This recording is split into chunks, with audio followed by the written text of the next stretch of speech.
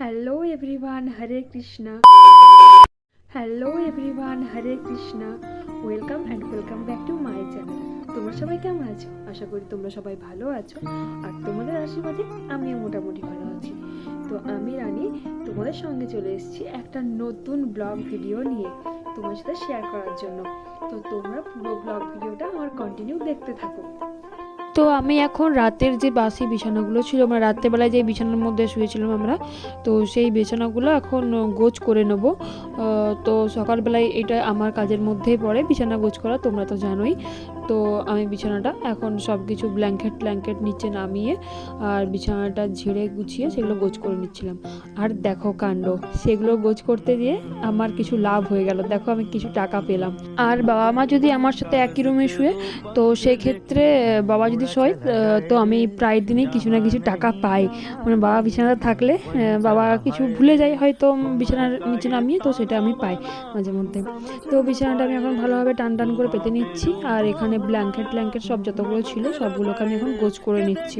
আর আমাদের এখানে ঠান্ডা তো ভীষণ পড়েছে। তোমাদের দিকে কার কেমন ঠান্ডা পড়েছে সেটা কিন্তু জানাবে।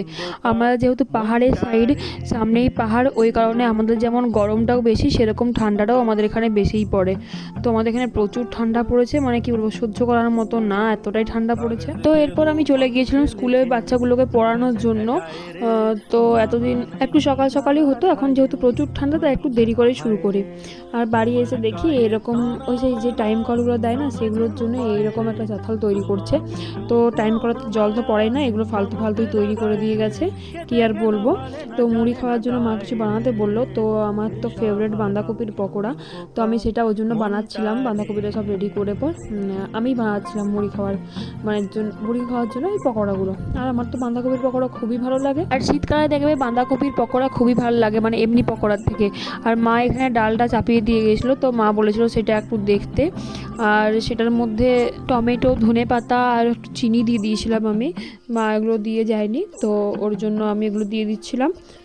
মা একটু বাইরে যাবে, তার জন্য আজকে আমি একটু রান্নাতে হেল্প করছিলাম আর কি। এমনিতে খুব একটা রান্না করি না, মাঝে মধ্যে ওই শখ হলে করি আর কি। তো এরপরেই আমি স্নান করতে গিয়েছিলাম, কারণ স্নান করার পরে আমার আরও অনেকগুলো কাজ আছে। তো স্নান করে আমি চলেও এসেছি।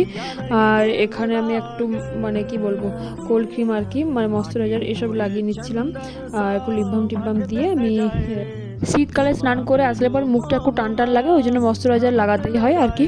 তো তারপর আমি চলে গিয়েছিলাম আমার গোপাল সোনার কাছে, গোপাল সোনাকে সেবা দেওয়ার জন্য। আর এই যে এই ফুলটা দেখতে পাচ্ছ, এই ফুলটা আমাদের গাছে ফুটেছিল। এটার নাম আমাদের এখানে তো স্থলপদ্ম বলে, তোমাদের ওখানে কি বলে সেটা জানিও কিন্তু। আর এই স্থলপদ্ম ফুল দুটো ফুটেছিল, একটা আমি আমার গোপাল সোনাকে দিয়েছি, আর একটা হচ্ছে নৃসিংহদেবের চরণে আমি দিয়েছি। আর তো আমি যেহেতু আজকে মাথায় শ্যাম্পু করেছিলাম, ওই জন্য আমি ছাদের মধ্যে চলে গিয়েছিলাম চুলটা শুকানোর জন্য। ছাদের মধ্যে রোদ ছিল, আর বাড়িতে ভীষণ ঠান্ডা, নিচের মধ্যে প্রচুর ঠান্ডা, ওই জন্য আমি ছাদে চলে গেছিলাম চুলটা শুকানোর জন্য। আর তোমাদেরকে একটা কথা বলি, আজকে না আমার একটা অনেক দিনের ইচ্ছা পূরণ হতে চলেছে। জানি না শেষ অবধি উনি কী করেন, যদি করে তো খুবই তো মজা।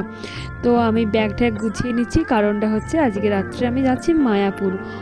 অনেক দিনের ইচ্ছা আমি মায়াপুর ভ্রমণ করব, মায়াপুর দেখতে যাব, মানে মায়াপুরে পঞ্চতত্ত্বের দর্শন, নিতাই গৌরের দর্শন, গুরুদেবকে সামনের থেকে দেখা, এটা অনেক দিনের ইচ্ছা জানো তো। আর মানে কি বলবো, অনেকবার যাওয়ার চেষ্টা করেছি, কিন্তু কোনো না কোনো কারণে ঠিক আমার যাওয়া হয়নি। তো আমি তার জন্য ব্যাগ গুছিয়ে নিচ্ছিলাম। আর এই দেখো আমার সবসময়ের সঙ্গী আমার জপ ব্যাগ, এটা ছাড়া তো চলবে না, তো এটাকে মনে করে আগে নিয়ে নিচ্ছিলাম। তো কোন জামাটা পরবো না পরবো, তো সেটাকে আমি সামনের দিকে রেডি করে রাখছিলাম। আর যেগুলো নিয়ে যাব সেটাকে একটা ব্যাগের মধ্যে নিয়ে নিচ্ছিলাম, কারণ একদিনেরই ব্যাপার, বেশি দিন না, একদিনেই যাব।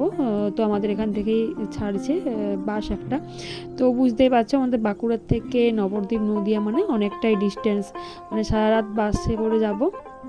আর এরকম আমার অভিজ্ঞতা আগেও আছে, কেননা আমি অনেকবারই ঘুরতে গেছি, অনেক জায়গা, পুরী এইসব অনেক জায়গা ঘুরেছি, কিন্তু নবদ্বীপ আমার কখনোই যাওয়া হয়নি। আর অনেক দিনের ইচ্ছাও ছিল নবদ্বীপ যাওয়ার। তো যাই হোক, ফাইনালি এখন তো যেতে চলেছি, জানি না ততদিন না মানে যতক্ষণ না যাওয়া হচ্ছে। তো নবদ্বীপ যাবো, গোপীর ড্রেস নেবো না তা কি হয়, গোপীর ড্রেসটা তার জন্য আমি নিয়ে নিচ্ছিলাম। এই দেখো গোপীর ড্রেসটা রেডি করে নিচ্ছিলাম। আর হ্যাঁ, যদি সম্ভব হয় আমি আমার মায়াপুর যাওয়ার ব্লগও তোমার সাথে শেয়ার করব, যদি সম্ভব হয়।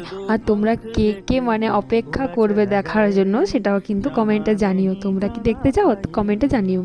আর এই দেখো ছোটোখাটো যে জিনিসগুলো, চিরুনি, তারপর হচ্ছে face wash, brush, Colgate, clip, এইসব ছোটো ছোটো জিনিসগুলো সব হাতের কাছে এনে রাখছিলাম, যেহেতু মানে যাতে না আমার প্রবলেম হয়। এটা ছিল গোপীচন্দনটা, আমার গোপীচন্দনটাও নিয়ে নিচ্ছিলাম। তো তিলক করার জন্য যেহেতু আমার নিজের কাছেই আমার গোপীচন্দন থাকে, আমি তিলক করি, তো ওর জন্য আমার গোপীচন্দনটা আমি নিয়ে নিচ্ছিলাম। তারপর আমি আমার লাঞ্চটা কমপ্লিট করলাম। তো আজকের ভিডিও এই অবধি। যদি কিছু ভালো লাগে থাকে লাইক, কমেন্ট, শেয়ার, সাবস্ক্রাইব করে দিও। ভালো থেকো, সুস্থ থেকো।